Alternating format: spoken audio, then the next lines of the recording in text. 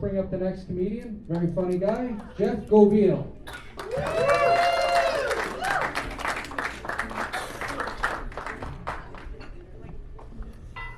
Keep it going for Evan. Oh, I love him. What a zany little lifeguard. Oh, he's amazing. I'll be your second last comic for tonight. Then we got your headliner. You got a special treat tonight. And I know we're really late in the show, but no one did a land acknowledgement. Yeah, isn't that? A land acknowledgement. Or should we skip it? You guys want to skip it? Skip it! Skip it! Hell yeah! I like this. One person's yelling, do it. It's over here. Who's yelling, do it? Do it! Yeah! You know why she's yelling, do it? Because she knows I'm native. The rest of y'all got trapped. Y'all got suckered. No, I'm saying this even as the native guy. I hate land acknowledgements. But I'm allowed to. This is the thing. I recently had to rewrite the land acknowledgement. I get asked to do them so often. Which, first of all, what the hell?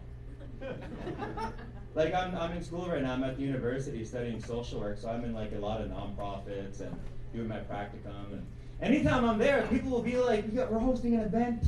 Okay, Treaty 1, initial. Hey, Jeff, you're native. And I'm like, yup.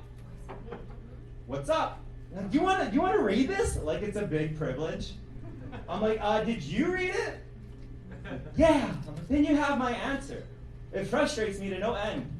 So anytime I do say it, I'll slip it in. I'll be like, the basement is on Treaty 1 territory, which is the original homelands of cold winters. A whole bunch of potholes. And according to Maclean's magazine, racism. I don't know if land acknowledgements will cure racism, but they sure remind me of it. They do. I am so over land acknowledgements, please.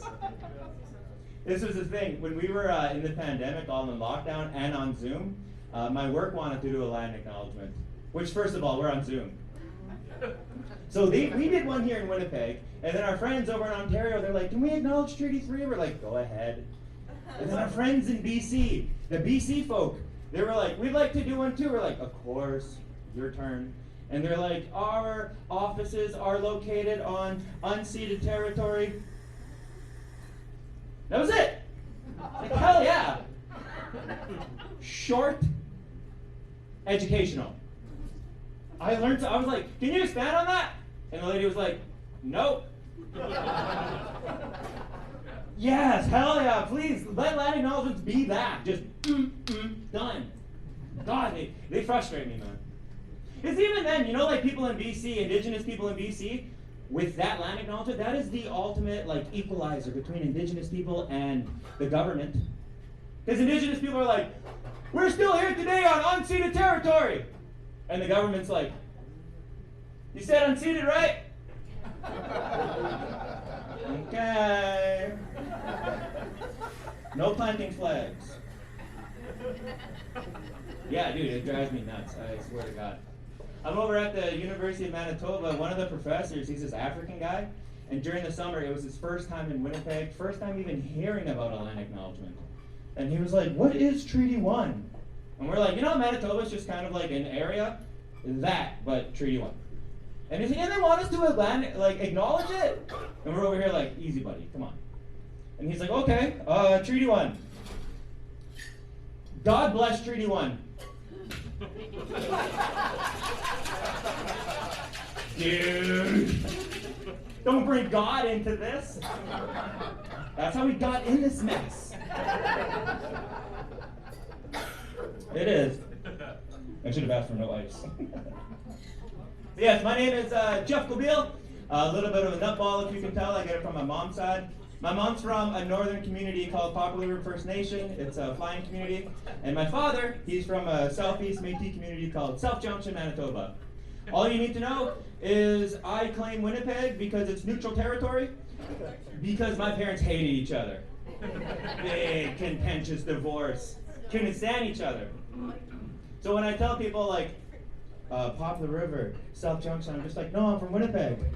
Unless I'm talking to my cousins from back home, then I gotta tell them, I'm from Winnipeg. I'm from the hood.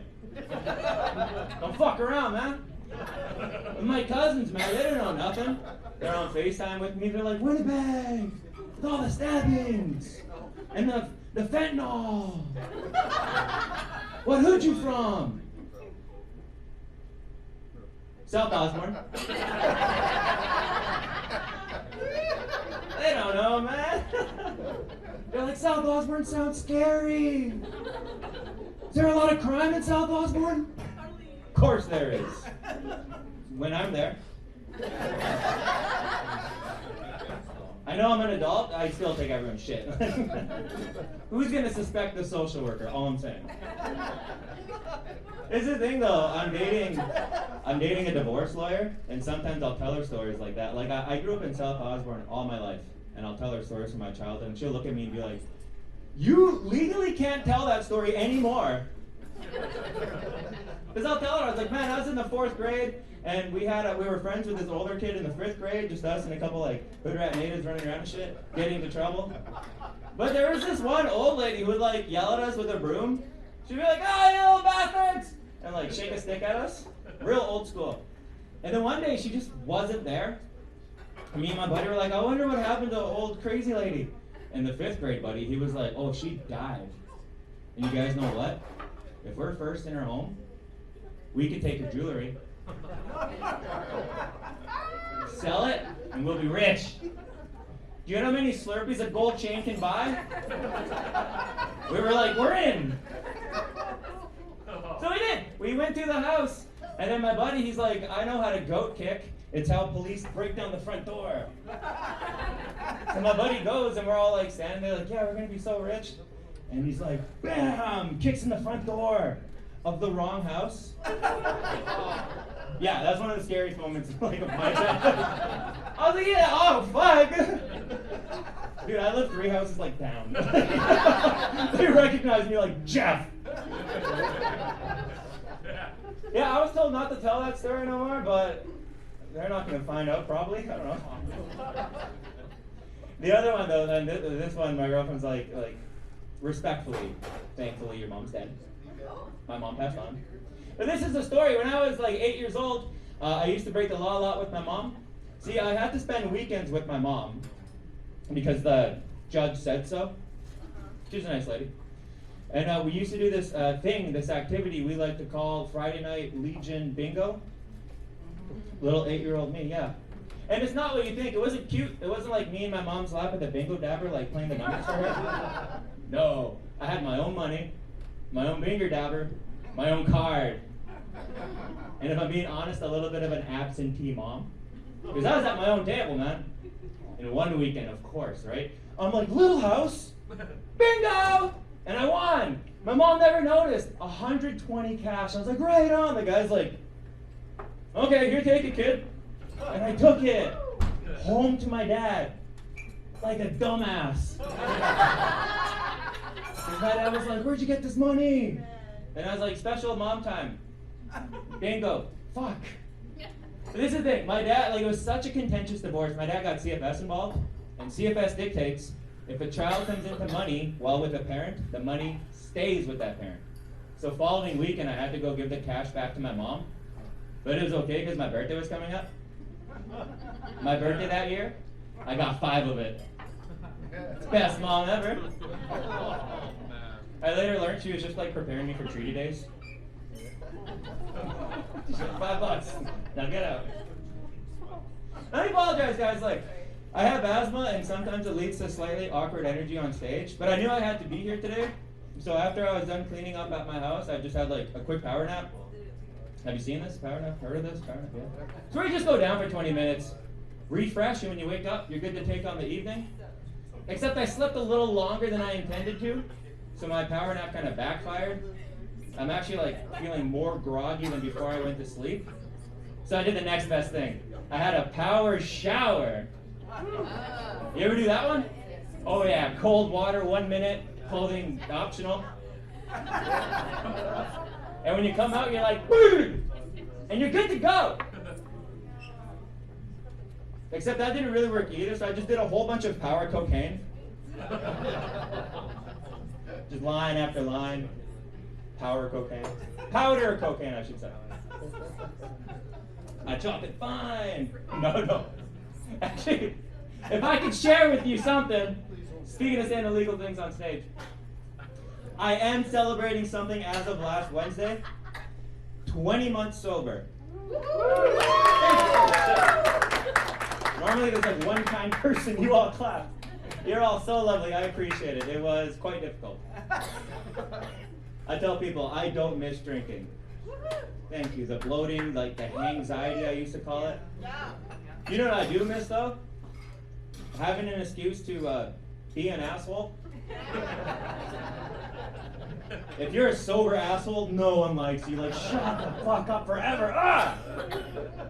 But if you're a drunk asshole saying some wild shit, maybe even like a little racist, that's the fun guy. That's the best guy.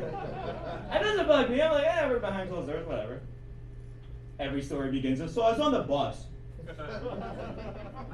Now, here's the thing though. It was 2014, and I got my wake-up call that I might have a drinking problem. I was drinking with my buddies from high school, and I was really time went on. It was like 2 in the morning, and I had this idea. It was like, what if I just ran? End of idea. Just into the blackness of the Winnipeg night. And I got no memory of nothing. My mind just cuts off, goes blank. And when I come to, I'm leaning against a 7-Eleven, and I'm looking up at a cop, a paramedic and a firefighter, and I was like, fuck. I didn't know what to do. Like, goddamn, you wake up to that, they're like, Jeff Gobeil. I'm like, how do you know my name? They have my wallet, right? They're like, the only reason that you're not in handcuffs right now, Mr. Gobeil, your sister called a missing persons report on you. I was like, whoa. That was pretty serious. But the thing is, if you're good at math, I said 2014, that's 8 more years of drinking. It's just after that point, if I were to drink, I would preemptively call a missing persons report on myself. Dude, I saved so much time. My friends would see me cracking a beer, they're like, you're not running again, are you? I'd crack a beer, be like, oh my god, my wake-up call. Hello, police? I'll be drinking again tonight. Stay home, you don't gotta worry. Oh, you guys are phenomenal. I'll leave you with a couple more. We just had a little time, a couple more. Who in this room would consider themselves an expert at talking dirty in the bedroom? Oh, don't be shy. You're pointing at each other in the back. What's your go-to line? I don't have one. She's really drunk. Call a missing person report right now. Save so much time. Well, I won't put anyone on the spot then. I know it's a sensitive subject. I was with a girl not too long ago, and she was talking to me. She's like, you think you can talk dirty to me? And I was like, of course I can. Now? She's like, yeah, talk dirty to me right now. And I was like, oh, yeah, okay.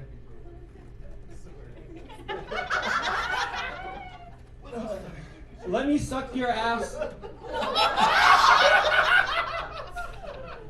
Jeff Gobeil with his hand to the fire, feeling that heat. Best I could come up with, let me suck your ass. True story, man. True story, my word. How'd that go? She asked me to leave. She was like, well, my pants aren't coming off. You can skedaddle. She wasn't the right one. Wrong girl. Exactly. Dude, if it's spreadable, it's edible. That's my rule. But what came out of my mouth was, I'm gonna suck your ass. That's basic boy shit. My God. It really was.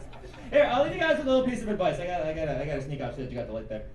If you get the opportunity to grow up native.